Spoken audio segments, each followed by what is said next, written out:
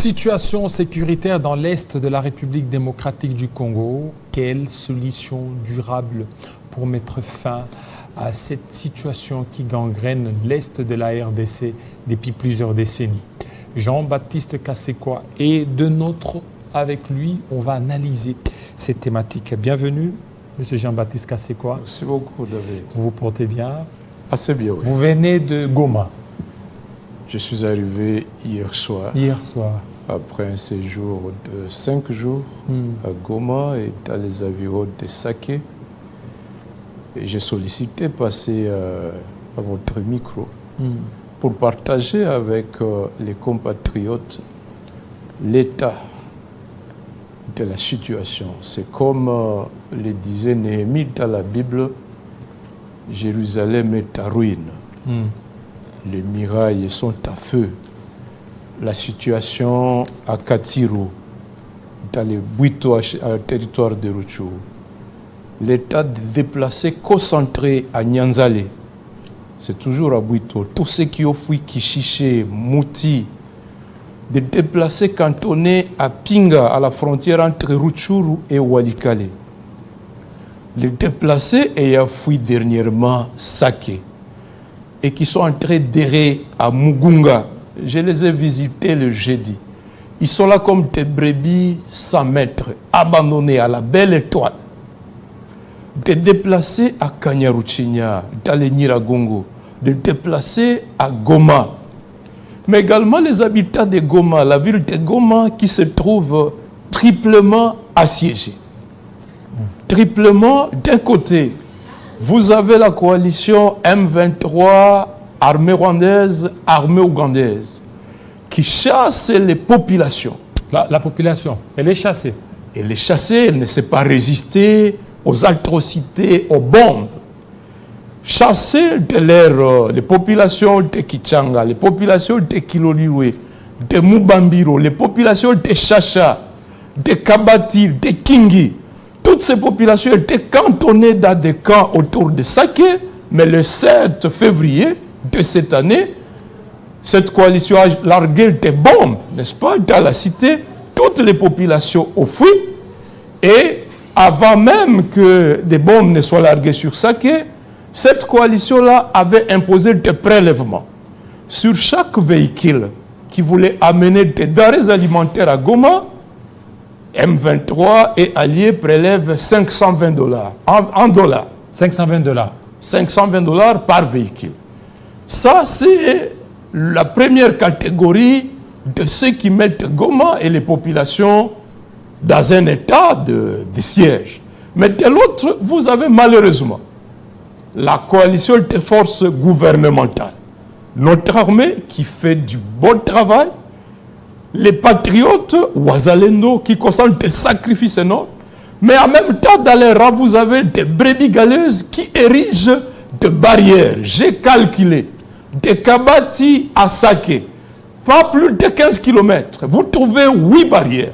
Et sur ces barrières, après que l'opérateur économique ait payé $520 au M23, il doit débourser ici $830 dans la zone sous contrôle gouvernemental. 830, vous y ajoutez sur la barrière de Mubambiro tout ce que l'on appelle les taxes et à des provinces. Et lorsque le véhicule atteint finalement la ville de Goma, la mairie de Goma, au nom de l'état de siège, prélève 300 francs par sac avant de le décharger. Et puis chaque véhicule doit payer ce qu'il appelle taxe véhicule, parking, dans une ville assiégée. Mais également, ce que j'ai oublié, le M23, dans la zone, dans l'axe Kichanga-Nyanzale, la société civile rapporte qu'il y a 175 camions bloqués, plein de denrées alimentaires qui sont en train de pourrir. Le M23 ne peut pas les laisser passer au nom de la guerre. Donc il y a un drame humanitaire sans précédent. À côté de ça, le troisième facteur, la troisième personne qui assiège Goma, c'est le Rwanda. Vous avez des véhicules bloqués à Gisenyi, des importateurs qui partent maintenant chercher la farine de manioc à partir de la Tanzanie, chercher la pomme de terre à partir du Kenya, chercher du riz dans tout ce pays lointain. Et les véhicules sont bloqués à Gisenyi sous le prétexte qu'il n'y a pas d'entrepôt à Goma. Et le prix des denrées alimentaires monte excessivement à ville de Goma, de sorte que, à côté de ceux qui sont tués par les coups de balle, la famine tue des milliers de nos compatriotes, mais également, comme je l'ai dit, tous ces déplacés contenus à Nyanzale, à Pinga, à Kanyabayonga, à Kibirizi, tous ces déplacés à Mugunga, dans les Niragongo, dans des cas autour de Goma, ne bénéficient de la moindre assistance, à part quelques humanitaires et quelques volontaires de Goma qui distribuent chaque matin de la bouillie à quelques enfants et aux femmes enceintes, quelques ONG qui donnent de l'eau. Le gouvernement congolais fait comme si c'est une affaire qui se passe au Kaboul ou en Afghanistan, et Talibangote, ils sont dans la logique de partage de postes et autres. Bref. Donc jusque-là, il n'y a pas le ministère des Affaires sociales là sur place? Mais dans le vécu quotidien de ces déplacés, de la population de Goma, non seulement il n'y a pas d'assistance, mais le gouvernement ne se donne même pas la peine de dire supprimons ces prélèvements illégaux, supprimons ces taxes. Vous trouvez par contre des services qui tracassent énormément. J'ai compté hier dimanche que sur chaque carrefour de la ville de Goma, j'ai identifié au moins 8 policiers de roulage qui sont là même le dimanche pour tracasser excessivement. C'est dire que notre pouvoir n'a même pas pitié de sa population qui est déjà meurtrie, une population qui par ailleurs paye le prix le plus élevé de la résistance contre l'agression. Tiens David, depuis que le M23 a commencé dans les Jomba à Rutshuru, cette population a juré de ne jamais cohabiter avec le M23. La population congolaise. Elle dénonce.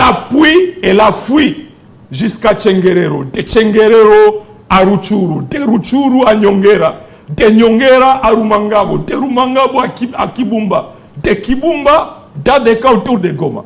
Malgré l'absence d'assistance humanitaire de la part du gouvernement, la population dit nous ne pouvons pas composer, nous ne pouvons pas collaborer avec l'M23. Deuxième type de contribution que la population du Nord Kivu apporte, les réservistes, les patriotes volontaires qui affrontent les M23, les menus. Les menus parce que pour eux, c'est une question de vie ou de mort. J'ai rencontré un compatriote avant-hier qui m'était honorable. Même si la coalition rwando-ougandaise vient avec des bombes, se présente avec une puissance militaire comparable à celle des États-Unis, nous ne les laisserons jamais prendre la cité de Sake. Et il me disait, ici à Sake, c'est comme le Kiba. Nous n'avons pas d'autre pays, nous ne voulons pas être des apatrides comme la population rwandaise de 1994. Et cette population donne jusqu'au sacrifice suprême aux côtés de nos forces pour résister. Mais notre gouvernement ne prend aucune disposition. Pendant que le Rwanda bloque les vivres à Gisenyi, je ne vois aucune initiative pour dire ouvrons rapidement la route Minova-Bukavu, la route Bukavu-Uvira, pour que les denrées alimentaires viennent du Burundi jusqu'à Bukavu et de Goma. Supprimons les taxes pour faciliter les opérateurs économiques à alimenter abondamment Goma. Non, pour Kinshasa, comme je l'ai dit, c'est une affaire qui se passe au Kaboul. Ils sont à 2000 km et j'ai entendu quelqu'un en train de prier, je ne sais pas quel Dieu, que même si Goma tombait, même si les agresseurs prenaient l'Est, leurs petits-fils, arrière-petits-fils libéreront, comme pour dire, ils sont des jouisseurs. Ils ne veulent pas soutenir cette résistance pour que jamais Goma ne tombe, pour que rapidement tous les territoires soient libérés. Et Talibangote, et ça, je suis venu lancer l'appel au peuple congolais pour dire effectivement, je viens de Goma et je me rends compte que la menace s'accentue, s'aggrave. Et nous devons à tout prix éviter que Goma tombe. Pourquoi? Si l'agresseur prend le contrôle de la ville de Goma, le danger est grand. Plusieurs scénarios peuvent se présenter. Je suis en train de me poser la question lorsque je vois l'inconscience de la plupart des dirigeants congolais et des élites congolaises. Je me dis, cette guerre, si nous ne prenons pas garde, avec la présence de l'ennemi autour de Sake, dans les montagnes, plusieurs scénarios peuvent se présenter. Est-ce que nous allons rééditer l'expérience de 96 avec l'AFTEL? Est-ce que nous tendons vers l'expérience de 98-2003, c'est-à-dire l'agresseur nous met devant un fait accompli, occupe nos terres, nous met à genoux pour signer des accords de Sun City? Est-ce que nous nous acheminons vers le scénario de 2009, c'est-à-dire l'agresseur nous impose des opérations où Mojawet ou l'armée rwandaise s'impose pour intervenir sur le sol congolais, puis on nous impose des accords bidons, des accords dangereux, comme l'accord du 23 mars 2009. Quelles sont les chances que nous nous donnons pour nous conduire vers le scénario souhaité par tous les Congolais de 2013, c'est-à-dire, même si l'ennemi était arrivé jusqu'à Goma, repoussé à Kibati, mais avec Baouma Mamadou, au nom de l'unité de commandement et de l'harmonie entre l'armée et la population, nous avons réussi à bouter l'ennemi dehors. Est-ce qu'aujourd'hui il est encore possible de rééditer cet exploit? Ou bien nous nous acheminons vers l'hypothèse la plus grave, c'est-à-dire le schéma que le Rwanda a toujours souhaité, de créer sa propre république autonome à l'est de la RDC, consacrée à la balkanisation, de la même manière que l'Ouganda a réussi à démembrer le Soudan par la création de la République du Soudan du Sud. C'est ce que le Rwanda souhaite. Et à l'allure où vont les choses, si les Congolais ne prennent pas conscience, nous sommes en train de tendre droit vers la consécration de la balkanisation, si et seulement si le gouvernement prend les choses à la légère et laisse l'ennemi prendre Goma, eh bien, le danger serait très très grave.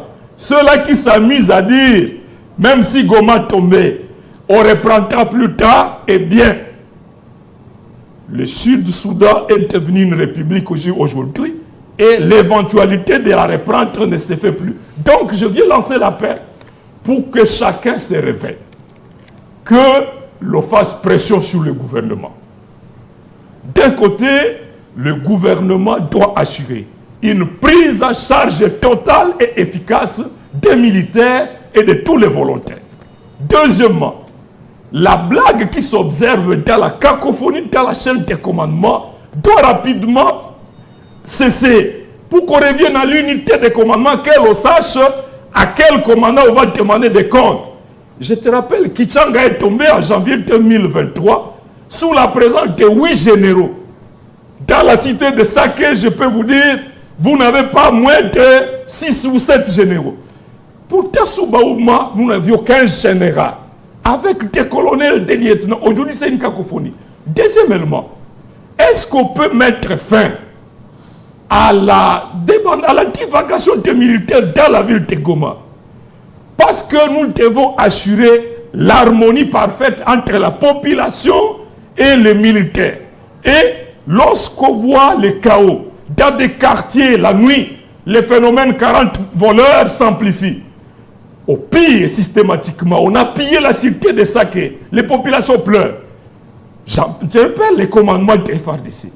C'est aujourd'hui ou jamais où notre armée doit vivre en symbiose parfaite avec cette population qui paye le prix le plus lourd de la résistance. Mais également, le budget de l'État. Aujourd'hui, on doit cesser d'avoir d'un côté des dirigeants politiques qui sont là comme des jouisseurs politiques, alors que la nation est en danger.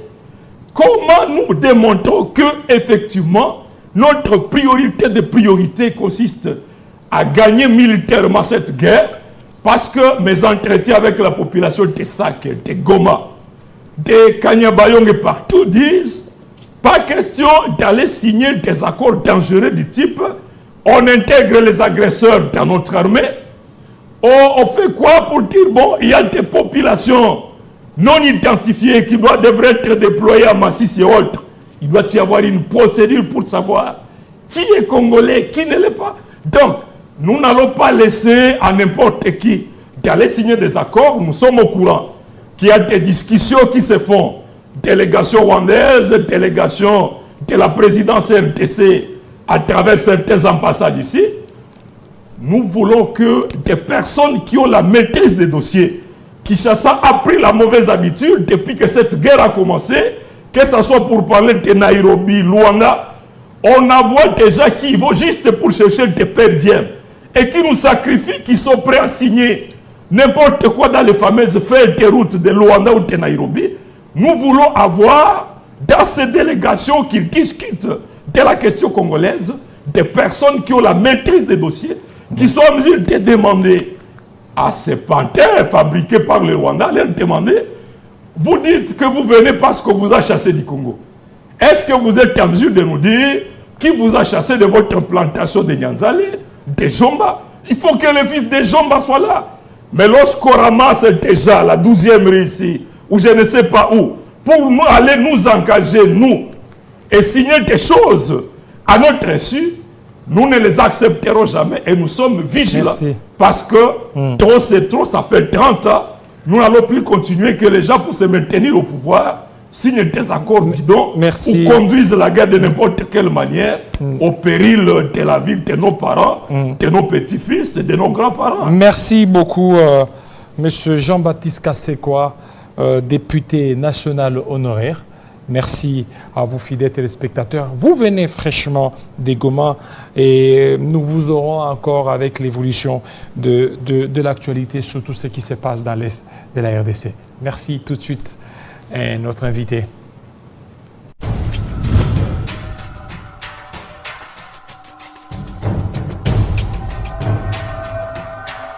Télé 50, simplement congolais.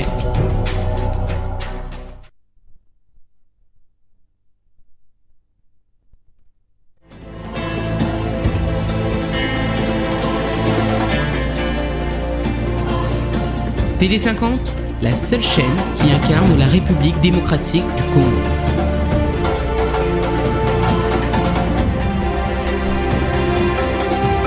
Télé 50, simplement congolais.